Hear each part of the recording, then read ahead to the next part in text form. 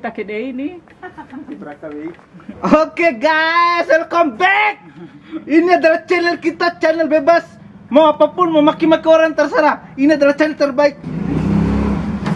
Oke, di samping saya ada abang saya, abang kita semua senior di IPB. Sudah berapa tahun bang di merantau? 2005. 15 tahun ya? Sudah 15 tahun. Sudah 15 tahun. Bukan ibu kota. Bukan ibu kota. Gimana kamu beli kerja ya? Hanya karena itu. Hanya karena alasan ibu kota. Kenapa alasan ibu kota? Kenapa? Privilege. Kenapa nggak minta di kota-kota? Jadi kalau udah bisa bertahan hidup di ibu kota udah hebat gitu ya. Standar hidupnya orang kan berbeda-beda nih. Kalau orang desa kan bukan privilege-nya nggak cocok gitu. Kompetitifnya juga nggak cocok kan. Nah, coba mencari peruntukan baru. Kedua semua ada di kota itu ada semua. Apa karena memang nggak ada ini ya? Cuma satu yang nggak ada di kota ini. Apa? Jodohnya belum kelihatan. Oh gitu ya. Jadi maksudnya, jadi nggak ada privilege gitu ya kalau misalnya kita di Bima ya? Belum dapat privilege-nya. Lingkungannya bukan competitiveness, jadi nggak bisa menikmati ya. Kita sudah sekolah baik di salah satu ya, kita harus membangun ya, nggak semua harus bangun di desa. Dari kota kita bisa membangun ke desa. Memang kenyataan seperti itu kan bro? Yoi. Rasanya ada banyak banget teman-teman saya orang Bima. Mereka lebih memilih nggak mau cari penghidupan di Bima gitu bang. Oh gitu ya. Kenapa sih masalahnya? Alasan memang selain ya dunia lapangan kerjaan itu tuh kan lebih banyak di daerah ibu kota. Itu lebih dibandingnya tuh dari satu berbanding berapa gitu kan. Jadi tipe kalau cari kerjaan itu kan lebih banyak di sini. Peluangnya lebih ada. Karena dari peluangnya juga ada, jumlah orangnya juga yang dibutuhkan banyak. Nah, tapi tantangannya seperti itu. Apa ya? Orang yang biasa-biasa aja bisa bekerja di sini kan, harusnya memiliki kemampuan tersebut nih. Masa ya orang yang tidak memiliki kemampuan mau mencoba bekerja di kota besar gitu. Betul. Jadi karena alasan itu Bang Didin nggak belum lah ya, belum mau pulang, tapi sepertinya belum dapat passion buat pulang nih. Iya, maksudnya apa karena memang lapangan pekerjaan di Bima itu hanya muter-muter di honorer, PNS kayak gitu nggak sih? Atau memang nggak ada potensi untuk dikembangkan? Kalau di potensi sih tetap ada ya, semua di daerah manapun di desa semua itu akan berkembang. Dari ibu kota juga berkembang, tapi kenapa masih cenderung lebih enak hidup di kota? Kedua, privilege-nya tadi, privilege-nya berarti itu tantangan masa depan. Tantangan masa depan itu tuh kita mulai dari kota. Jadi kita hitung berapa banyak waktu kita yang terbuang di kota dengan berapa banyak waktu kita terbuang di desa. 1 tahun di kota lebih produktif mana di kota dengan 1 tahun kita di desa. Nah, seperti itu. Makanya di situ kita udah sekolah. Memang sekolahnya udah di kota. Cari ilmu di kota. Nah, langsung di situ ada prinsip hidup. Saya harus menaklukkan ini kota gitu. Ya gitu ya. Bukan saya harus kembali ke desa. Tapi saya harus menaklukkan kota ini dan saya harus bisa membangun kota sebagai dasar ilmu saya untuk bisa mengembangkan di desa. Jadi bukan semata-mata karena memang nggak ada lapangan pekerjaan di Bima ya? Bukan. Ada gitu ya? Ada, tetap ada. Peluang-peluang itu tuh ada. Apa? Hah? Apa? Lapangan pekerjaan. Ya kita bisa bikin semua. Perbisnis juga semua bisa dibikin di desa. Bisnis apa sih yang tepat untuk Bima itu bang? Kalau di kota bisnis UMKM bisa dikembangkan lebih bagus. Pariwisata. Kayak franchise kayak gitu bisa nggak sih? Bisa dikembangkan di kota. Franchise makanan franchise ya. Bukan franchise retail ya. Franchise makanan sangat bagus berkembang di kota. Konsumtifnya orang Bima itu tinggi banget kan. Kuda tuh suka banget cari sesuatu tempat yang hype, yang cozy, ya, yang tempat nongkrong, yang mereka ngikutin sebenarnya nggak cocok dikembangin di sana karena bukan tempat rame kan. Tempat rame dalam artian di sini di Jakarta itu memang orangnya banyak. Jadi wajar orang tuh cari tempat ngopi, tempat itu ya itu kan tempat untuk mereka melarikan diri. Tapi kalau di Bima diciptakan kayak begitu, lingkungannya ciptakan kayak begitu, nggak cocok sebenarnya. Karena fiskalnya orangnya belum banyak. Iya, lagian orang dapat duit dari mana gitu kan? Iya, untuk iya, ini kan untuk itu. ngopi setiap malam. Nah, logiknya gitu juga. Kita selain ngopi tempat mahal itu kan untuk penglobian kerjaan juga kan. Entertaining kan. Entertaining pekerjaan. Jadi memang di situ tempatnya worth it nggak kita bayar kopi 40-50 ribu hanya untuk nongkrong. Iya. Kayak gitu kan. Kalau nggak ada tujuan yang lain. Nggak ada, hanya sekedar say hi dan lain-lain sih. Nggak ada. Setiap sebulan sekali nggak masalah kan. Cuma kalau say hi setiap hari Setiap juga hari, repot ya. juga kan kita. Jadi sebenarnya dari itu tuh mana. kita lihat itu situasinya tuh nggak cocok. Jadi tidak semua tempat bagus di Jakarta itu bisa diterapkan di daerah Kota Bima. Gitu tidak semua. Nggak semua ya. Tidak semua. Jadi kita di sana Starbucks lebih bagus. Kita mau bikin Starbucks cabang NTB ya. Ya itu kan nggak cocok. Sama seperti itu. Tapi kalau dia bilang lini bisnis franchise itu kan ibaratnya tuh sistem kita udah menciptakan. Tapi kita mau bikin di Bima ya, kita lihat yang memiliki franchise owner atau founder dari franchise tersebut kan dia memikirkan kan. Oh saya mau bangun franchise, berarti kan secara sistemnya mereka ciptakan, secara desain apa, produk apa yang bisa laku, terus secara market share-nya berapa, terus survei pasarnya bagaimana, kan seperti itu. Tidak semua retail semua franchise itu bisa dibangun. Oh, nggak semua Nggak ya. semua. Harus Palingan lebih bisa berkembang di sana itu adalah retail. Jadi gini, retail itu tuh kan kayak kita tuh swalayan kan. Swalayan itu tuh belanja kayak pergi ke supermarket dan minimarket supaya nggak dilayani kembali. Sebentar, kamu belum kenalan saya nih, saya siapa? Oh nih? ya, oke. Teman-teman, ini Didin Prihantoro. Seorang perantau lulusan IPB angkatan 2005. Belum menikah. Apalagi kira-kira?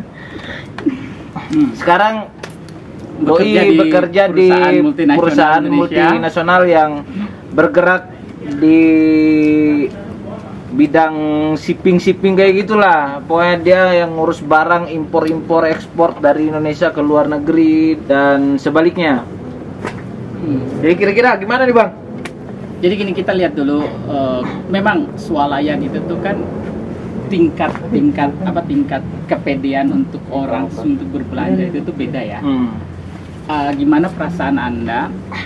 Bukan menjelekkan, itu suatu konsep modern market, suatu konsep penjualan, suatu konsep lini bisnis ya.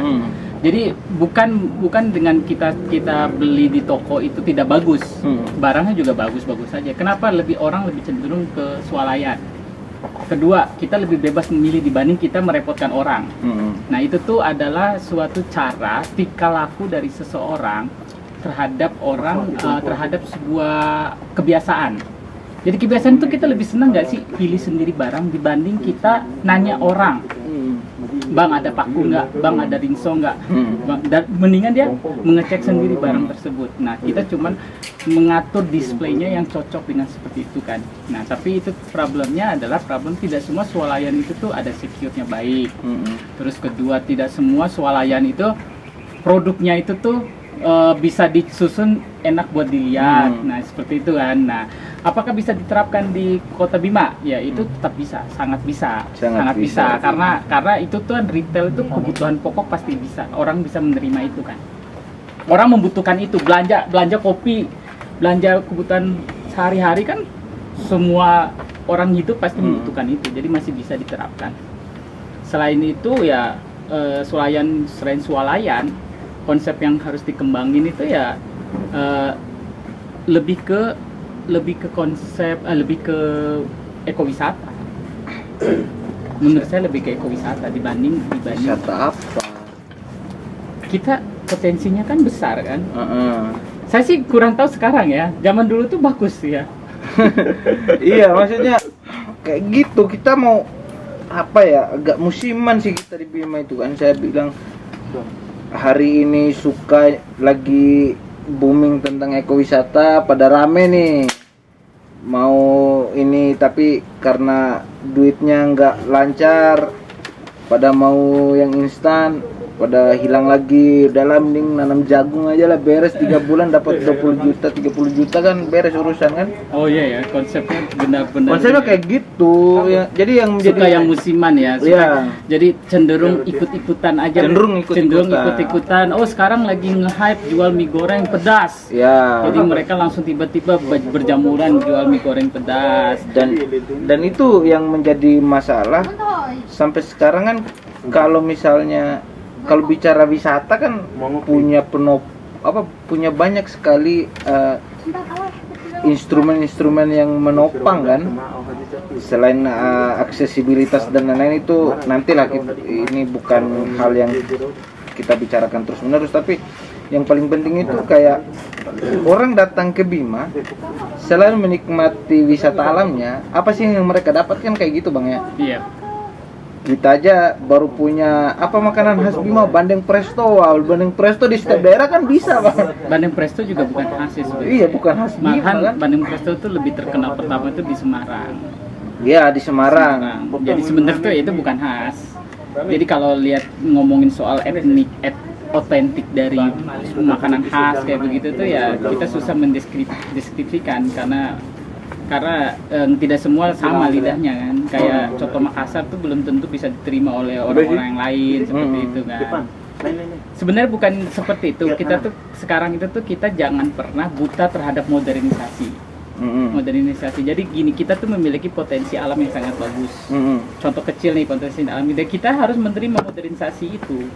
Jadi kita kelola dengan baik seperti itu tuh kan, berarti kita menerima hal tersebut. Bukannya kita ngapain sih ngerusakin aja dan sebagainya kayak gitu. Nah konsep seperti itu yang kita harus tingkatkan ke orang-orang, bahwasanya tuh modernisasi itu kita harus nggak boleh ditolak.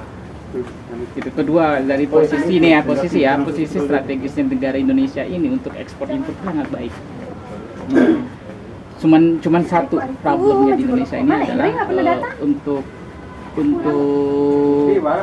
permasalahan soal impor suatu barang itu tuh lebih ke legalitasnya, lebih regulasi pemerintahnya ya agak selalu panjang. Tapi kalau untuk arus barang ya, harus keluar masuk barang itu tuh sangat bagus, sangat trafficnya sangat tinggi. Jadi kalau dibilang kita mau jual apapun di Indonesia ada, bisa. Nah sekarang bisa nggak diterapkan jualan tersebut ke kota besar, ke kota kecil? Nah gitu kan. Nah jadi bukan saya tidak bisa kembali ke kota kecil, di kota besar aja kita untuk mengelola hal seperti itu sangat belum bisa memadai gitu. Ya. Jadi kita belajar dulu lah dari kota-kota besar ini. Kenapa sih mereka bisa menjadi negara yang berkembang, negara maju, daerah kota maju. Jadi bukan berarti di kota kecil itu tidak bisa seperti itu. Bisa aja. Cuma tapi memang secara semua syarat-syaratnya itu ya. Secara potensinya itu tetap banyak. Sekarang kita tuh harus lihat potensi apa ya. Kenapa semua orang larinya ke kota besar? Nah itu selain kota besar itu secara jumlah tenaga kerja serapannya lebih besar ya, kita kan butuh uang. Apa iya kita hanya menunggu di sana? Terus kalau kita memulai bisnis, kita butuh modal. Dan kemudian kalau salah bisnis, privilege-nya orang berbisnis. Kita ngomong nih, kamu punya modal jualan jagung berapa puluh juta, ketika bisnis kamu gagal, mati nggak? Gitu kan? Kalau orang di sini tuh jangan kamu lihat, itu Gojek sukses. Lihat privilege-nya orang Gojek itu, bapaknya tuh siapa? Jadi kalau dia jatuh tuh masih ada langit yang nahanin dia, jadi nggak bangkrut. Kita nggak tahu gagalnya dia seperti apa kan. Nah itu kalau di Bima kita mengembangkan sebuah bisnis nggak kuat konsep, walaupun modal ada, modal satu-satunya ketika gagal kan mati itu maksudnya kita bangkrut. Udah utang dan sebagainya itu. Jadi jangan pernah melihat orang sukses itu dilihat dari bisnisnya jalan lancar, tapi lihatlah privilege-nya dia. Privilege-nya dalam arti, ini orang tuanya tuh siapa? Mau di Ayunda bisa sekolah tinggi-tinggi tuh, kamu lihat bapaknya tuh siapa? Gojek. Saya juga nggak tahu. Dia orang berada untuk bayar kuliahnya itu ratusan juta. Iya, dia sanggup gitu lah ya. Nah itu aja tuh kita udah lihat. Itu tuh jangan pernah berpikir Gojek itu tuh sukses dari nol, dia orang DO dari Harvard. Ya nggak bisa seperti itu. Bapaknya itu tuh adalah bapaknya si Nadiem Makarim itu. Iya, saya tahu. Itu tuh Siapa bapaknya tuh kamu lihat. Jadi kita tuh jangan pernah berpikir orang bisnis sukses itu dari nol. Itu lihat dari privilege jadi orang pembisnis itu. Nah, kemudian konsep ide-ide kreatif itu datangnya dari kota besar. Nah, orang yang pinter itu ketika dia melihat sesuatu peluang, dia akan terapkan di kotanya. Tapi tidak semua balik ke kota Bima itu kita bisa mengkonsepkan yang kita lihat di kota besar, kita terapkan di sana.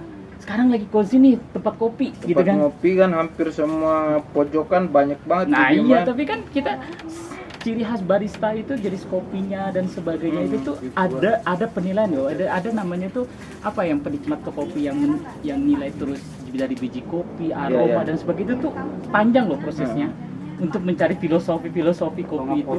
Jadi nggak semua disamain. Tapi kalau mau jadi Starbucks keliling yang kayak di Jakarta ya dia cuma kopi saset kan. Iya, cuma model kopi saset makanya. Apa aja kamu masukin, Man? Nah, tapi itu Kopi Tambora pun nggak terlalu ini juga di Bima, nggak terlalu ini nih kopi paling mantap nih di Bima nih kopi Tambora gitu kan.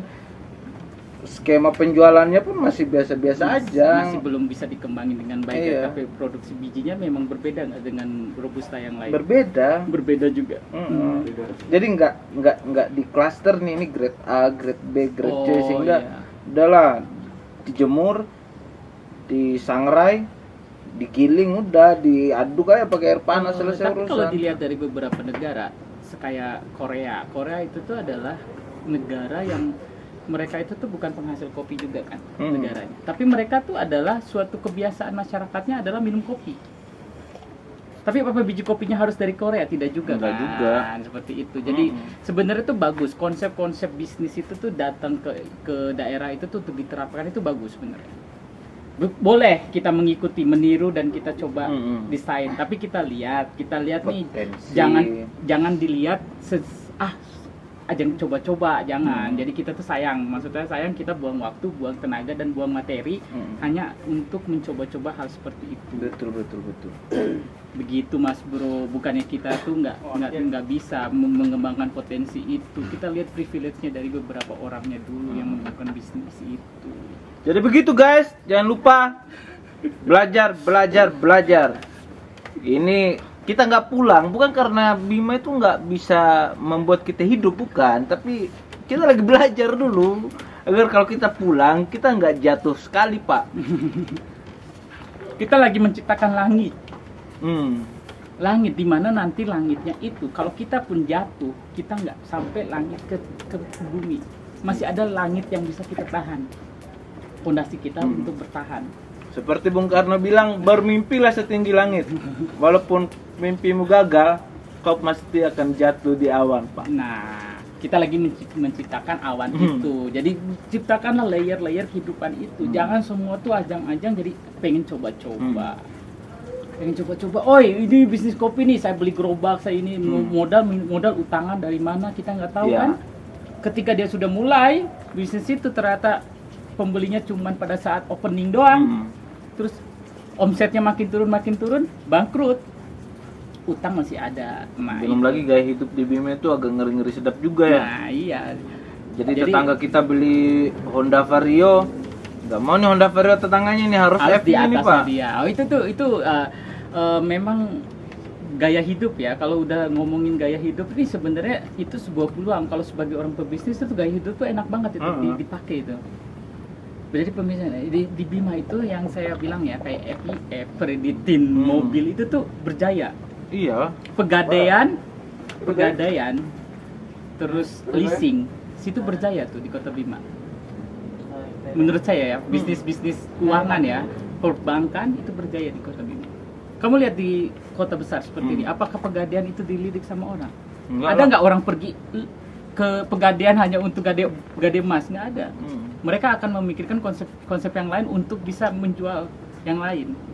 Kayak pegadaian di Jakarta ini kan tidak bisa berkembang dia. Makanya mereka cari yang lain.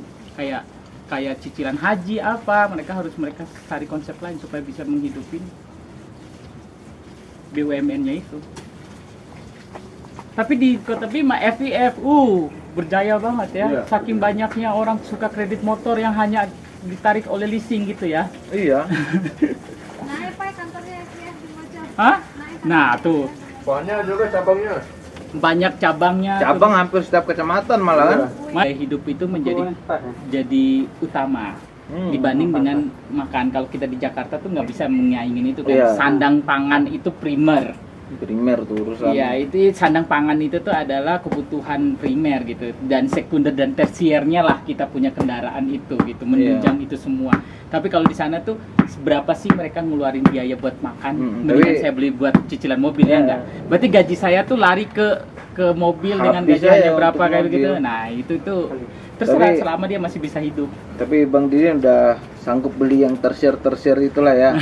Mantap lah pokoknya. Makanya teman-teman kalau misalnya kalian agak sedikit stres di Bima, jangan ragu untuk ini ya, jangan ragu untuk berkompetisi di daerah lain, karena semakin banyak pengalaman, semakin mantap juga kita saat kita balik nanti. Iya, bagi Oke. Lama jauh-jauh kerja. Oke guys, terima kasih banyak.